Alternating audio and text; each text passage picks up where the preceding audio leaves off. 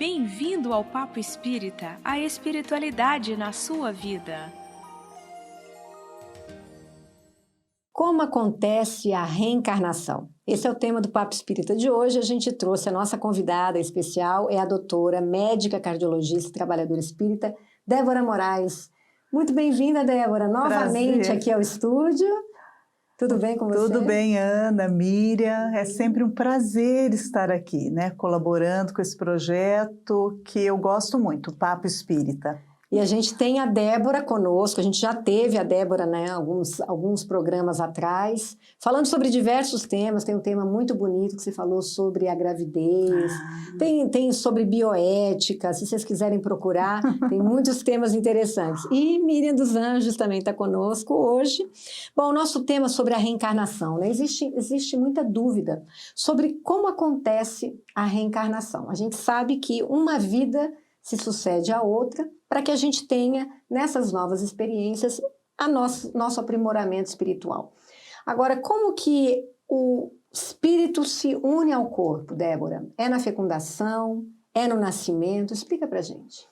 Interessante, né, Ana? Essa sua dúvida foi uma dúvida de Kardec também. Mas antes da gente trazer a questão de Kardec, eu gostaria de começar dizendo que a reencarnação é uma lei divina. Queiramos ou não, né, gostando ou não do tema, todos nós estamos submetidos a ela e estamos nessa jornada aí, entre vindas e idas, não é? No nosso processo de evolução. Mas Kardec teve essa dúvida e na questão 344 de O Livro dos Espíritos, ele pergunta aos espíritos superiores: em que momento a alma se une ao corpo? Qual o momento, né, que o espírito reencarnante se une ao aparelho físico em formação? E os espíritos respondem que esse processo tem início na concepção e que, à medida em que o processo vai se desenvolvendo, esses laços, esses vínculos vão se tornando cada vez mais tenazes. Então eles dizem assim: a união começa na concepção, mas só se completa no instante do nascimento. No momento da concepção, o espírito designado para habitar o corpo se liga a ele por um cordão fluídico, por um laço fluídico, e que vai aumentando essa ligação cada vez mais até o instante do nascimento da criança.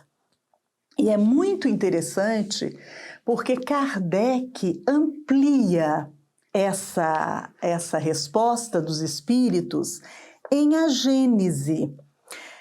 No item 18 do seu capítulo 11, quando ele trata da gênese espiritual, ele vai dizer o seguinte, que quando um espírito tem de encarnar em um corpo humano que está em vias de formação, um laço fluídico, olha que interessante, ele volta, né, ao laço fluídico, que mais não é que uma expansão do perispírito, para o qual, né, uma expansão do perispírito liga o embrião, para o qual ele se acha atraído por uma força irresistível desde o momento da concepção. Então eu acho isso maravilhoso, porque o perispírito é atraído pelo embrião. Então existe uma força de atração. É importante que a gente entenda, né, que no processo de reencarnação há várias leis divinas em curso. A lei de causa e efeito, aqui nós estamos vendo a lei de atração, né, de sintonia. Então vejam no processo, o perispírito sendo atraído para esse embrião. E à medida que o embrião se desenvolve, esse laço se estreita, sob a influência do princípio vital material do embrião, né, o perispírito, que também é matéria, se une molécula a molécula com o corpo que se forma. Quer dizer, quando acontece essa concepção, o espírito já está ali, né? O espírito está De ali. alguma forma ele já está... Esse cordão, se ligando, essa expansão do perispírito, né? É importante que a gente lembre, né, que, claro, que todo processo reencarnatório é único. Então é importante que a gente saiba que nenhuma reencarnação, assim como nenhuma desencarnação, é a mesma, né? Cada uma é uma. Mas assim, em linhas gerais, né, tomando por base espíritos de condição mediana, como nós todos, né, há uma programação. Os construtores, né, são trabalhadores do plano espiritual que se especializam nessas análises. Então, eles constroem mapas genéticos, mapas cromossômicos, levando em conta o quê? Levando em conta um estudo detalhado dos arquivos perispiríticos, da memória que está impressa no nosso perispírito. Então, você tem perguntas sobre isso, né, Miriam? Eu quero só pegar um ganchinho. Do cordão fluídico, né? Porque a gente também, quando está encarnado e começa o processo de desdobramento do sono, nós também nos mantemos ligados pelo mesmo cordão fluídico. Exato. Então, ele vai nos acompanhar a vida toda, a né? artéria Vamos dizer fluídica, assim. que é o cordão de prata, né? Isso. Mas é muito interessante, então, porque esses arquitetos do plano espiritual, os construtores, não é? Fazem uma análise detalhada. Então, uma das funções do perispírito é atuar, então, como esse arquivo, não só da nossa experiência evolutiva, porque tudo está ali gravado no perispírito, desde os nossos primórdios da evolução, quando o princípio espiritual estagiava nos diversos reinos, até o presente atual. Então, o perispírito guarda essa memória evolutiva, mas não só a memória evolutiva filogenética, né? Ele guarda também os arquivos das nossas ações, das nossas escolhas, das nossas experiências felizes e infelizes. Então, nós somos herdeiros de nós mesmos. Nós trazemos, né, íncito, impresso no perispírito, tudo aquilo que fizemos, tudo aquilo que experienciamos, a nossa rota, né, a nossa trajetória até o momento atual. E isso é analisado por esses arquitetos, porque o processo reencarnatório trará, não é? E se tratando de arcabouço genético, o quantum da necessidade evolutiva do ser reencarnante. Mas aí, Débora, também pegando o gancho da afinidade, eu me lembro quando estudava biologia, a questão da fecundação, que fecundava o óvulo aquele espermatozoide que era o mais forte, né? O mais competente, mas numa visão materialista. Do que é competente, do que é forte.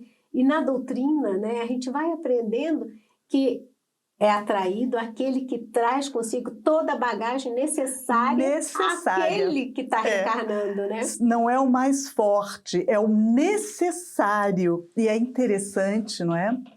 Porque o perispírito, uma vez, então, se dá a concepção, né? Os gametas se unem, forma-se, então, a união ali daqueles gametas, começa essa ligação, o perispírito vai, então, E o processo de embriogênese, ele é coordenado pelo perispírito, sob o comando do espírito, porque é algo muito interessante. Por mais que a gente estude embriologia pelo olhar da ciência atual materialista, há um ponto de incompreensão.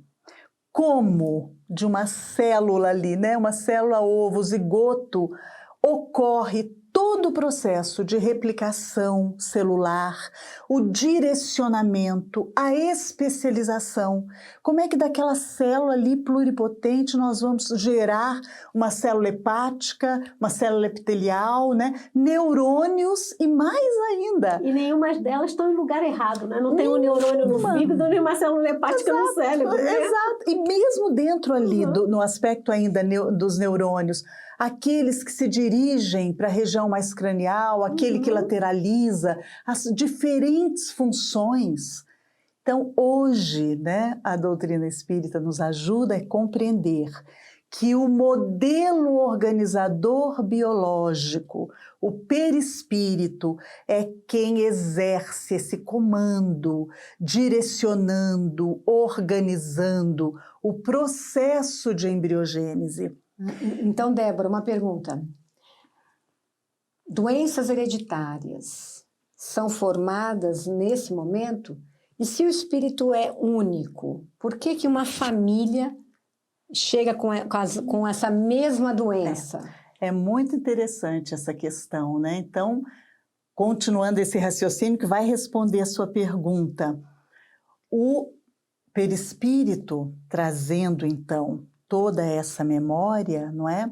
Ele exerce um processo de atração também, né? O próprio perispírito do espírito reencarnante, com o auxílio desses trabalhadores, os arquitetos do plano espiritual, e todo o processo energético, inclusive dos pais, há uma atração para o gameta que traz o cariótipo mais adequado para as experiências que ele terá que enfrentar, né?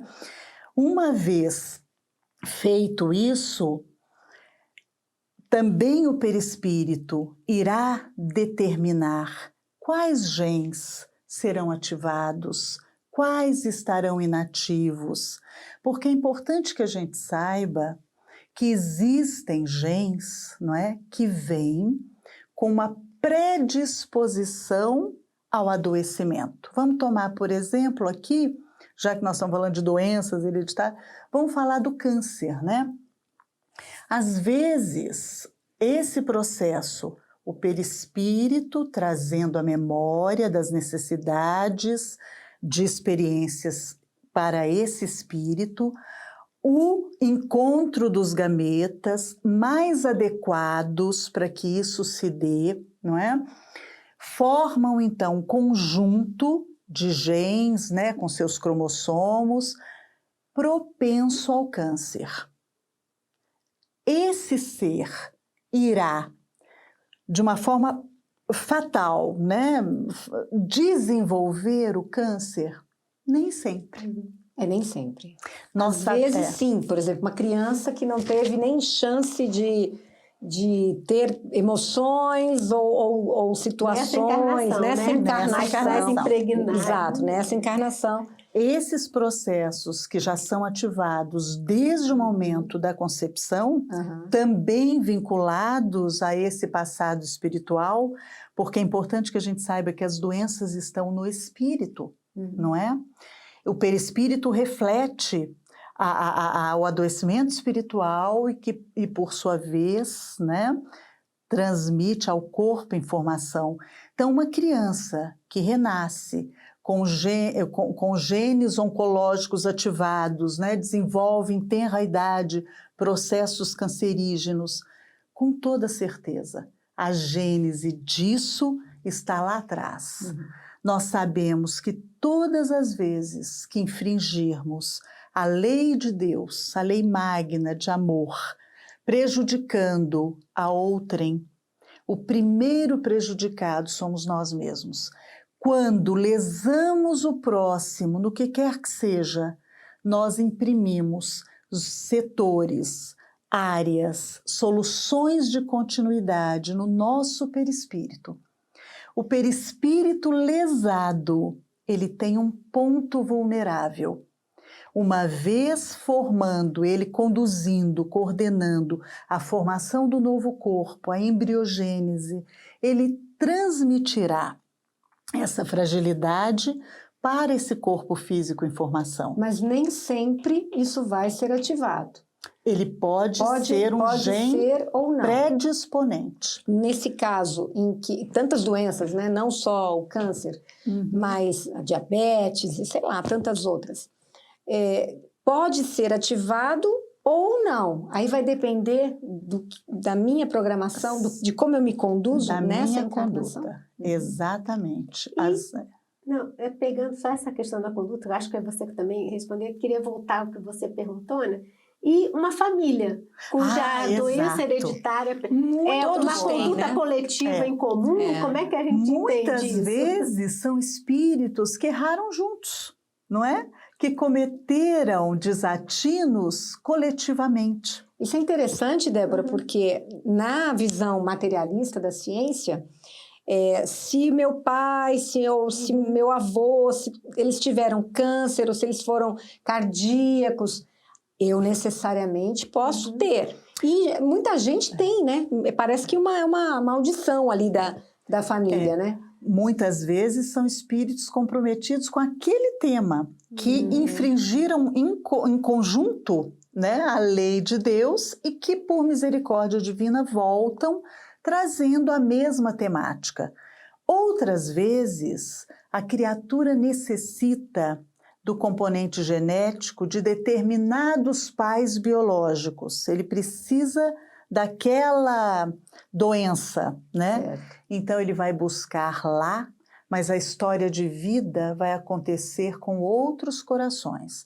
Então ele renasce, busca o seu componente necessário geneticamente definido e vem vivê-lo em uma outra instância, com outro grupo. Mas é muito comum que grupos familiares renasçam, trazendo, né, doenças genéticas, doenças hereditárias, por terem sido criaturas que agiram contrariamente à lei de Deus em conjunto. E pode ser que a gente também não desperte aquele gene, né? Você pode vir com aquela genética e ele nunca se desenvolver. Ele não se manifesta. A depender da nossa conduta. Ou porque não está na nossa programação. Ou porque não tenho que viver isso, né? Pegando esse gancho, estou pensando aqui, casos de recidiva de câncer. Às vezes a pessoa ela teve todo o processo, passa um tempo sem qualquer manifestação e daqui a pouco retorna. É porque não aprendeu a lição? Nós precisamos entender uma coisa que eu venho aprendendo, que na grande maioria das vezes, os cânceres, os distúrbios psíquicos, as doenças autoimunes, são consequência de adoecimentos espirituais. Então, eu apresento aquele câncer, faço o tratamento que a medicina me oferece, curei aquele ponto. Mas se eu não tiver trabalhado a cura espiritual, se eu não tiver trabalhado a gênese que é no espírito, né, eu posso voltar a desenvolver o efeito, a consequência. Então é importante que a gente traga para a ciência um novo paradigma, o paradigma espiritual, entendendo que as doenças têm seu início no espírito, nas ações do espírito, do ser, né, que define, que escolhe, que pensa. O corpo é uma veste. Nós somos seres espirituais, habitando temporariamente corpos físicos. Ele é uma veste. As lesões, o adoecimento que o corpo físico desenvolve ou apresenta desde o nascimento ou desenvolve ao longo da vida, estão vinculados, na grande maioria das vezes, a transgressões que a criatura imortal escolheu. E não é uma punição, né, Débora? Não é uma punição. É um momento educativo, né, que a gente também precisa na mudar esse verdade, paradigma, né? as doenças, quando bem compreendidas, elas representam vias de cura. Por exemplo, vamos pegar o câncer, né? Imagine um perispírito que foi lesado, né, por uma ação do espírito contrária à lei de amor. Naquele ponto, né, há uma solução de continuidade. É como se houvesse um esgarçamento perispirítico. É um ponto de fragilidade. Vocês se lembram que a gente disse que quem orienta, né, a direção e a divisão celular é o comando do perispírito? Se eu tenho uma solução de continuidade perispirítica, eu perco o contato entre o componente físico, né, da matéria mais densa e do perispírito. Essa célula fica propensa a uma replicação desordenada. O que é o câncer? Senão uma replicação desordenada, indiferenciada. Mas ao mesmo tempo que esse processo, essa solução de continuidade no perispírito trouxe o adoecimento físico, aquela lesão, aquele tumor, aquele nódulo, né, aquela neoplasia, atua como elemento cicatrizante da ferida perispirítica. Então, é como se o corpo físico representasse esse carvão que filtra as imperfeições do perispírito, por sua vez do espírito, né? E em próximas experiências, esse corpo virá mais fortalecido, né? Se a criatura acrescentar a isso o entendimento da reforma íntima, o entendimento da reforma moral, a prática no bem, vocês imaginem, né? Essa lesão acabará sendo completamente resolvida, regenerada, cicatrizada.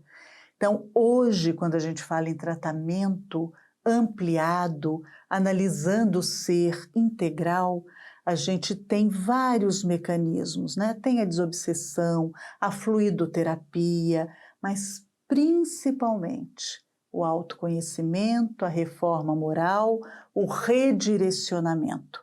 Então, quando a gente entende isso ligado às doenças, isso fica mais fácil, né?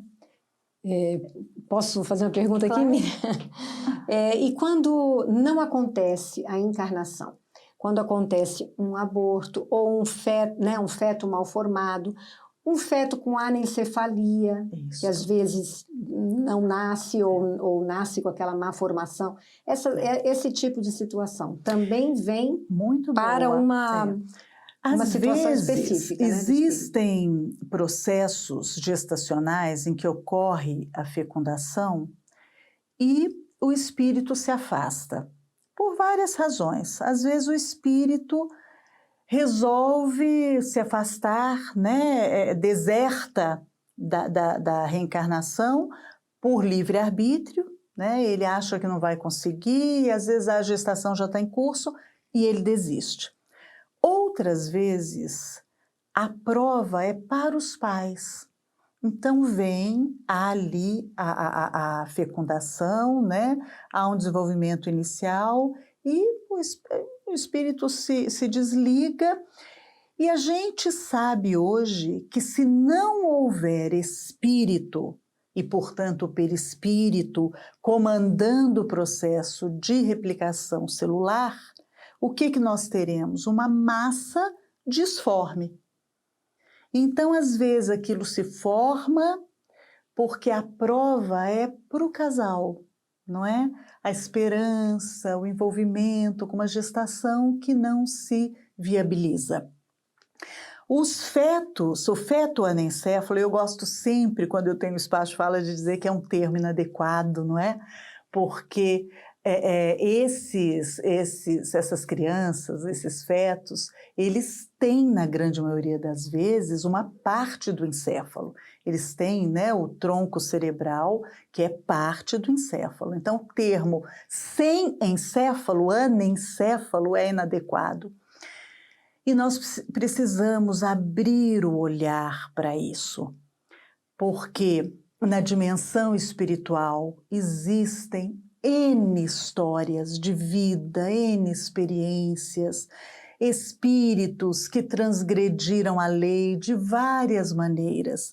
Nós vamos trazer aqui uma dessas maneiras são os nossos irmãos que abandonam a vida, desertam da vida pelas vias do suicídio, trazendo lesões em seu perispírito, lesões físicas verdadeiramente, e as lesões que vêm do desapontamento, né, do arrependimento, que depois no mundo espiritual, ao verem, né, a experiência que foi interrompida.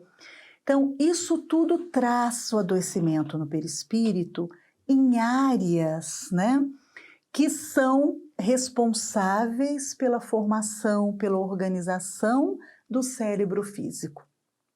Então, às vezes, esse período gestacional, completando-se o tempo hábil ou não, é extremamente necessário para esse espírito.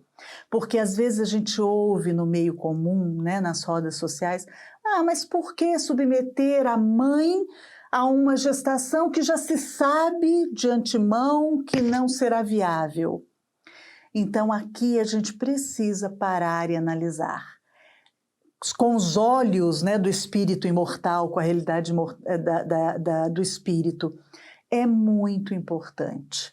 Às vezes, essa criatura, esse espírito, vem uma, duas, e na terceira incursão, né, no processo reencarnatório, é que ele conseguirá viabilizar o seu perispírito, organizando então um corpo, um cérebro físico que poderá levar essa experiência reencarnatória a contento. Pois então, Débora, estava aqui pensando, né, e várias vivências, histórias que a gente também, né, chega, né, ao nosso conhecimento, na questão da reencarnação, o não vingar da gestação, talvez não somente uma questão biológica, né, hereditária, mas também uma questão da receptividade dessa nova família, desse novo espírito que chega, né, em termos vibracionais da família. Sim. Você poderia conversar um pouquinho mais sobre esse assunto? Miriam, né? Porque você veja bem, uma nova experiência reencarnatória para o espírito reencarnante é uma oportunidade de refazer caminhos, de aprendizados, né? Alguns percursos desafiadores. Então esse espírito, ele vem, é natural que ele tenha alguma insegurança, é natural que ele venha, não é? Pensando no que poderá ser. É muito importante que no período, desde a fase anterior à fecundação propriamente dita, no processo de fecundação, no processo inicial da gestação, até que essa criança, né, venha realmente completar esse processo, que a família, que em especial a mãe, né, que vai estar ali naquele contato direto, mantenha uma energia amorosa, receptiva, estimulando esse espírito, né? Venha, nós estaremos aqui, nós juntos construiremos uma nova história. Então é importante demais a família direta, né, os pais ou quem estiver ali, que envolvam esse processo, mãe, feto, essa situação em muito amor, em uma energia de muita alegria, de entusiasmo, para que esse espírito reencarnante tenha todo o alicerce necessário para dar início, enfrentar os desafios de uma nova experiência na carne. Porque às vezes a gente pensa, tá dentro da barriga, não, então o bebê é pequeno, tá ouvindo, mas não tá entendendo nada, mas ali tem um espírito. Nossa! E a gente escuta, né, relatos, né, depois, né, principalmente a Alberto Almeida, né, do Pará, lá em Belém, ele conta, né, nas experiências dele, uma vez eu ouvi, de que mais tarde, no tratamento com ele, a paciente recordou da rejeição. Sim. Que ela ouviu o pai dizendo que não queria, que a avó sugeriu o aborto. Exato. No útero. Intraútero. Né? Intraútero. Então, a gente tem muita atenção naquilo que a gente fala, naquilo que a gente ouve, nos ambientes que a gente frequenta. Nas emoções, né? E nas emoções, na energia que é oferecida àquele ser que está retornando. Não é uma criança que começa a trajetória, é um espírito imortal que está novamente se predispondo a uma experiência de aprendizado, né? No nosso caso, num planeta de provas e expiações, um planeta escola, hospital e prisão ao mesmo tempo, que não é fácil, né? Então, e hospício. Exato. Então, nós precisamos de muito incentivo nos nossos projetos reencarnatórios. E, Débora, quando vem uma criança autista, com síndrome de Down, com alguma questão, às vezes emocional, e isso é tão difícil, né, da família, às vezes, aceitar. E como que lida com isso e por que isso acontece? É uma necessidade de experiência. Claro que esse cada uma desses transtornos, né? O transtorno do espectro autista, o transtorno depressivo, o transtorno de bipolaridade, cada um deles daria um programa, né? Mas, em linhas gerais, eu gostaria de voltar a dizer que nós não podemos esquecer, né, que somos criaturas com uma bagagem anterior à da presente existência. Então, nós somos criaturas ainda que trazemos muitas imperfeições. A nossa capacidade de escolha, de exercer o livre-arbítrio, ainda sofre a influência muito grande do nosso egoísmo, do nosso orgulho. E nas nossas experiências anteriores, nós cometemos, né, essas infrações à lei de Deus. Nós nos equivocamos no nosso processo e muitas vezes as nossas escolhas são realmente escolhas equivocadas, em que agimos prejudicando o nosso próximo, às vezes em processos de crueldade, quando então ali cegos, não é? Pela ignorância acerca dessas leis divinas, porque o que é a crueldade, a maldade, senão uma ignorância, né, da lei de amor, que é a nossa essência. Mas o fato é que infringimos. E isso traz lesões para nós próprios, não é? Quando então tomamos consciência, muitas vezes nós nos vemos envoltos pelo remorso, pelo sentimento de culpa, e mesmo que a lei não nos peça, não nos cobre, não nos puna, né? Deus não nos castiga, mas nós, na nossa infantilidade, na nossa imaturidade, nos vemos então culpados, e isso nos adoece o aparelho, né? O adoecimento é do espírito, mas ele é transmitido ao perispírito, que por sua vez é o molde do corpo físico e traz essas alterações, né? Que nós podemos trazer várias. Na depressão, se a gente buscar a redução de neurotransmissores, sim.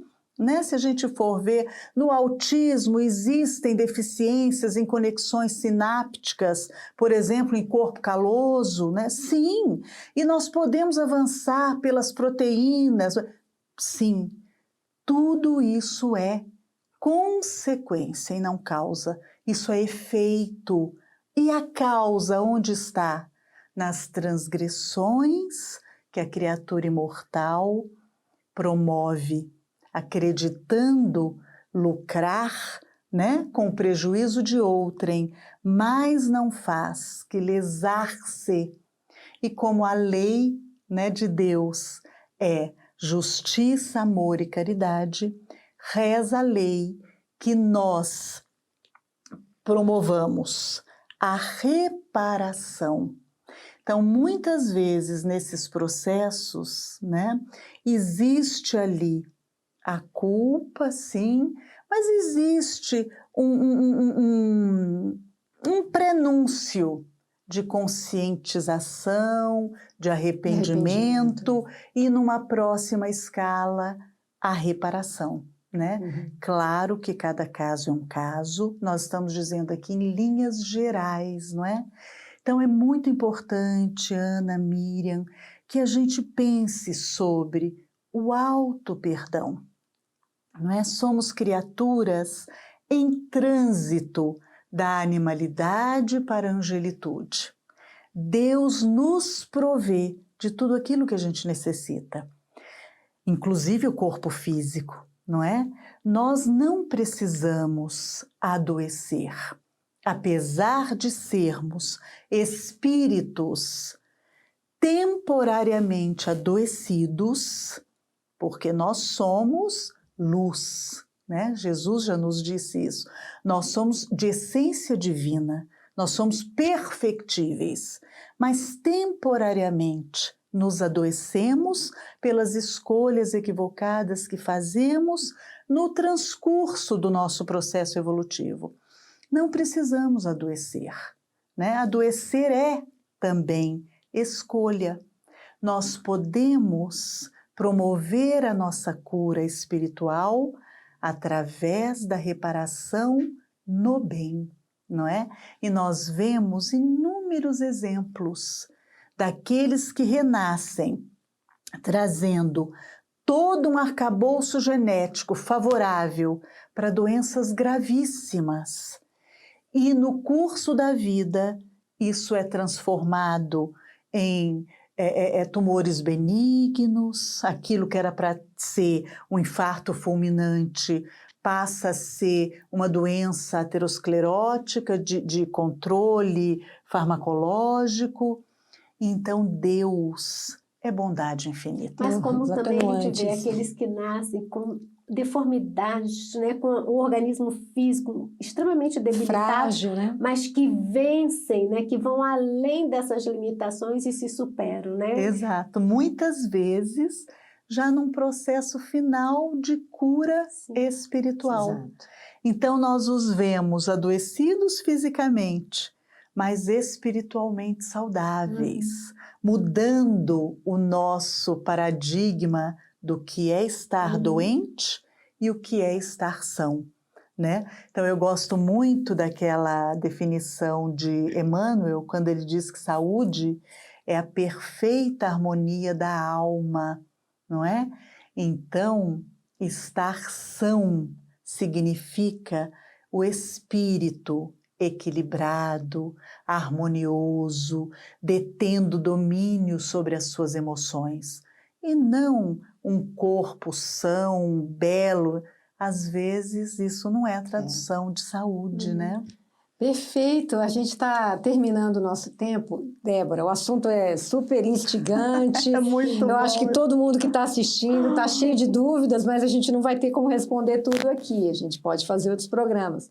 Mas para deixar para quem nos assiste, né, uma oportunidade de explorar mais esse assunto, Débora, a gente pediu para você trazer alguma literatura, mostrando ali para aquela câmera, para quem nos assiste. Bom, a literatura básica, né, a da codificação, nós temos o Livro dos Espíritos, que trata sobre, no capítulo 7, o retorno à vida corporal. O livro 2º de O Livro dos Espíritos, o seu capítulo 7, ele fala sobre o retorno à vida corporal.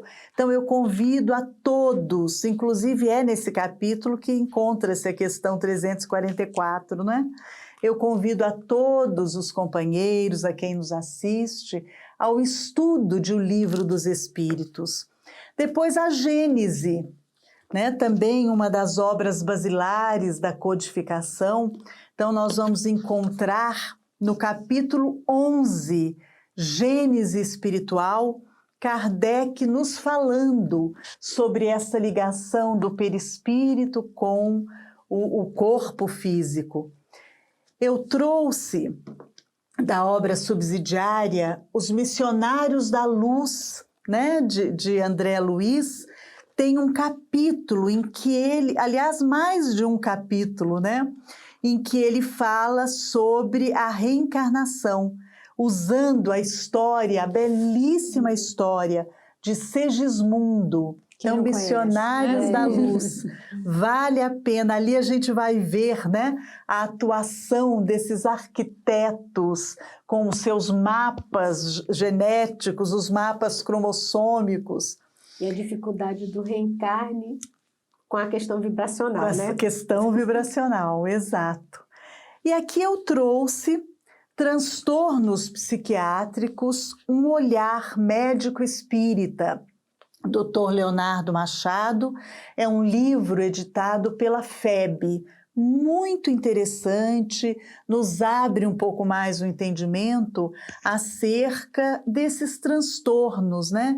Psiquiátricos, psíquicos. Da origem deles. Da origem deles. Faz uma interface entre a neurologia, psiquiatria, espiritismo. Vale muito a pena. E aqui, Dr. Décio Iandoli Júnior, da alma ao corpo físico. Eu trouxe, né, estudando aqui para o nosso bate-papo, ele tem um capítulo muito interessante em que ele fala sobre a fisiologia do pensamento e nesse capítulo ele estuda sobre o câncer. Então a importância, não é, do que pensamos, de como vibramos e o câncer. Então fica aí a dica, o nosso tempo é exíguo e o assunto é gigantesco, né? Pois é, então quem gostou desse conteúdo, por favor, compartilhem, comentem também, deixem lá o seu like. E nós temos uma coleção de outros vídeos, né, outros programas que a gente fez com a doutora Débora, também sobre assuntos bem interessantes, com essa visão médico-espírita, que é uma verdadeira revolução. E quando a gente começa a estudar, a gente começa a compreender tudo que se passa conosco, né? E assim a gente consegue transitar melhor na nossa encarnação. Então, fica o convite para vocês nos assistirem todas as quintas, a partir das 19 horas, no canal da Comunhão Espírita no YouTube. Débora, muito obrigada. Miriam também, muito obrigada. E a todos vocês, até a próxima. Até a próxima.